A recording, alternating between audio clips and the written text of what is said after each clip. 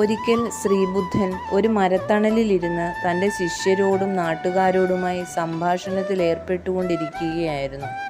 അവിടേക്ക് അപരിചിതനായ ഒരാൾ കടന്നു വന്ന് ശ്രീബുദ്ധൻ്റെ നേരെ വളരെ ഉച്ചത്തിൽ അസഭ്യവാക്കുകൾ പറയാൻ തുടങ്ങി. സ്വാഭാവികമായും ബുദ്ധൻ തൻ്റെ പ്രഭാഷണം നിർത്തി. അപ്പോൾ ആഗതൻ പറയുന്നത് എല്ലാവർക്കും കേൾക്കാമെന്നായി. ശിഷ്യന്മാർ ഇയാളെ തടയാൻ വേണ്ടി ചാടി ഇറങ്ങിയെങ്കിലും തൻ്റെ കൈ ഉയർത്തി ബുദ്ധൻ തൻ്റെ ശിഷ്യരെ തടഞ്ഞു. ആഗതൻ കുറേ നേരം കൂടെ ബുദ്ധൻ്റെ നേരെ അസഭ്യവാക്കുകൾ ചൊരിഞ്ഞു. ഒടുവിൽ ബുദ്ധൻ്റെ മുഖം ലക്ഷ്യമാക്കി കാർക്കിച്ചു തുപ്പുകയും ചെയ്തു.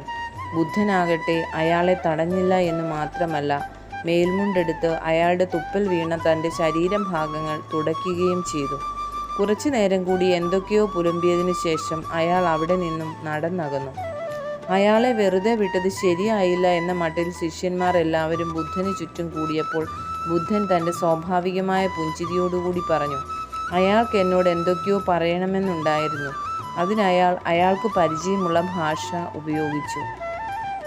ഞാനാവട്ടെ എനിക്കറിയാവുന്ന ഭാഷയിൽ അയാളോട് പ്രതികരിക്കുകയും ചെയ്തു. എൻ്റെ പ്രതികരണത്തിൽ അയാൾ തൃപ്തനല്ലെങ്കിൽ നാളെ വീണ്ടും വരും. പിറ്റേന്നും ഇയാൾ ബുദ്ധൻ പ്രഭാഷണം നടത്തുന്ന സമയത്ത് അവിടെ എത്തി. എന്നാൽ തലേ ദിവസത്തെ പോലെ ആയിരുന്നില്ല വരവ്. നിശബ്ദനായി ബുദ്ധൻ്റെ മുന്നിൽ വന്നു നിന്നു. ബുദ്ധൻ്റെ മുഖത്തേക്ക് കുറേ നേരം നോക്കി നിന്നു. ഒടുവിൽ പൊട്ടിക്കരഞ്ഞുകൊണ്ട് ബുദ്ധൻ്റെ കാൽക്കൽ വീണു.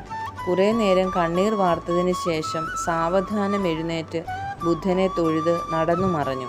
അപ്പോൾ ബുദ്ധൻ ശിഷ്യരോടായി പറഞ്ഞു, ഞാൻ ഇന്നലെ നിങ്ങളോടായി പറഞ്ഞിരുന്നതല്ലേ, അയാൾ ഇന്നലെ ഒരുതരം ഭാഷ ഉപയോഗിച്ചു. അയാൾക്ക് എന്തൊക്കെയോ എന്നോട് പറയണമായിരുന്നു. ഇന്ന് അയാൾ മറ്റൊരു ഭാഷയാണ് എന്നോട് വിനിമയം നടത്താൻ ഉപയോഗിച്ചത്. മറ്റുള്ളവർ അവരുടേതായ രീതിയിലായിരിക്കും നമ്മളോട് ആശയവിനിമയം നടത്തുക. പക്ഷേ നമ്മൾ പ്രതികരിക്കേണ്ടത് അവരുടെ ഭാഷയിലല്ല, മറിച്ച് നമ്മുടേതായ ഭാഷയിലാണ്. അവരുടെ ഭാഷയിൽ തന്നെ നമ്മളും പ്രതികരിക്കാൻ നിന്നാൽ നമ്മളും അവരും തമ്മിൽ എന്ത് വ്യത്യാസം?